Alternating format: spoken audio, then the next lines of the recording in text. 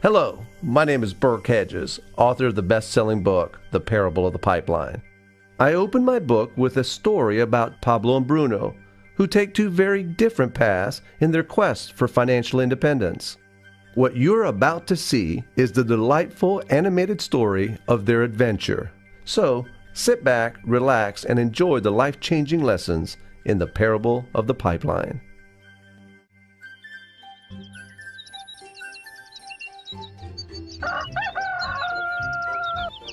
Far away, in a small village, near a beautiful valley, lived two friends, Pablo and Bruno. They were both young and dreamed of a better life for themselves. They'd often discuss their dreams about how they would become the most successful men in the village. They weren't afraid of hard work, and they searched for opportunities to help realize their goals and achieve their dreams. One day, an opportunity presented itself.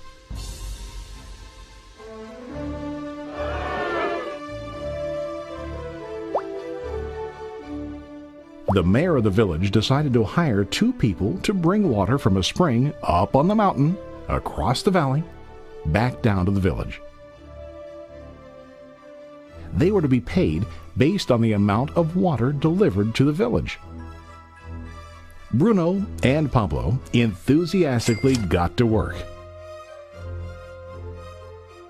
Every day, from morning till evening, they carried buckets to and from the spring. They worked hard, carrying water to the village.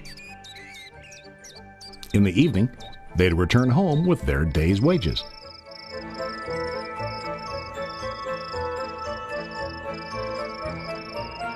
Bruno was satisfied with his work and the money he earned. He was sure that with this work he could achieve his dreams. Bruno thought that to increase his wages he could use bigger buckets to bring more water each trip.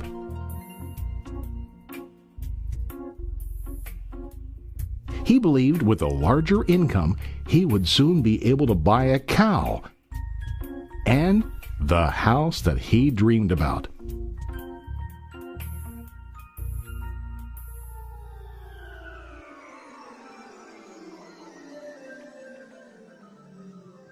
Now Pablo was not satisfied. At the end of the day, his back and hands ached, and he was exhausted.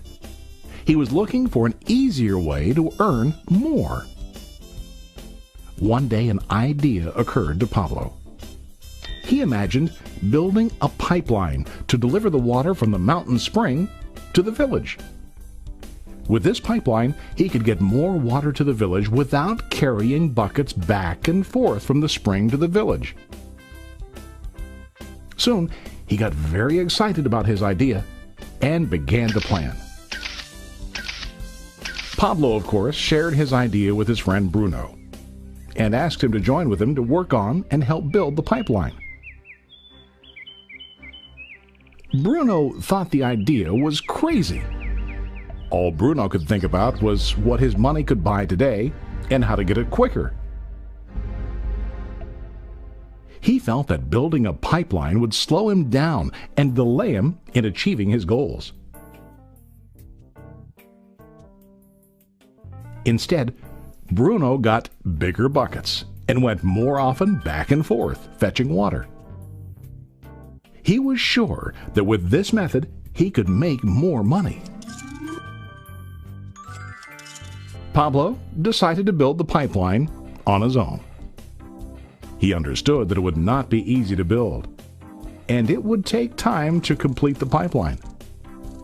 Pablo knew that it could take several years to finish, but he set his mind on his goal.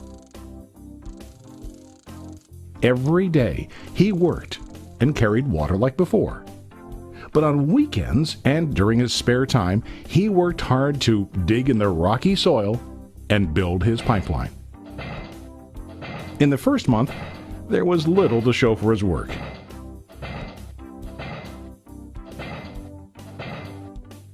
Bruno and the villagers laughed and teased him.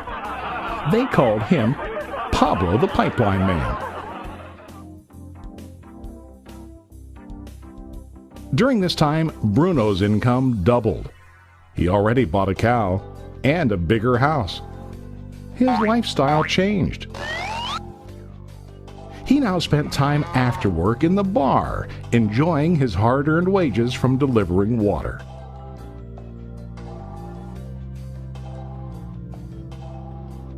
What Bruno didn't realize was that his body was starting to stoop from carrying the heavy buckets every day.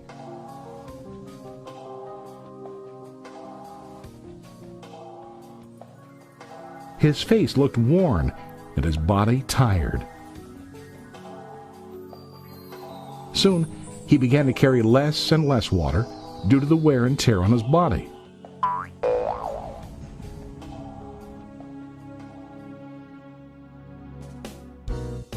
Month after month, Pablo worked. Soon a year passed, and then a second year. Finally, Pablo finished his pipeline. He now used his pipeline to deliver water to the village instead of carrying buckets. Pablo was now earning more money than ever before. The water continued flowing to the village, while Pablo wasn't working. While he slept and ate, the water flowed. Pablo was happy and proud of his insight, persistence, and hard work. Now his income flowed as long as the water flowed through his pipeline.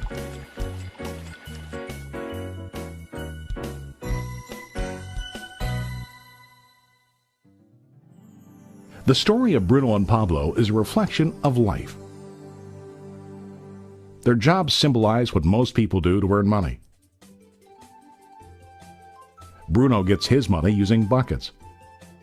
He goes back and forth, carrying his buckets from the spring to the village in exchange for money. To increase his income, he either has to go more frequently to the spring or to use larger buckets. It's common in real life to increase our income by working harder. For example, working overtime or getting a second job. We also increase the size of our buckets by accepting a higher paying position, which often includes spending more time on the job. Most of us exchange time for money like Bruno. We know that every person has only 24 hours in the day and that it's not possible to use all our time to work. The most difficult time comes when we can no longer exchange time for money due to age, health, or other reasons. Then, our income stops. Now let's review what Pablo did. Very wisely, Pablo did not exchange all of his time for a limited income, but he used some of his time to build a pipeline. He knew that the pipeline would bring ongoing income as long as the water flowed. An ongoing income that multiplied the time he worked each day. Pablo knew that someday, maybe because of age or health, he would no longer be able to exchange his available time for money.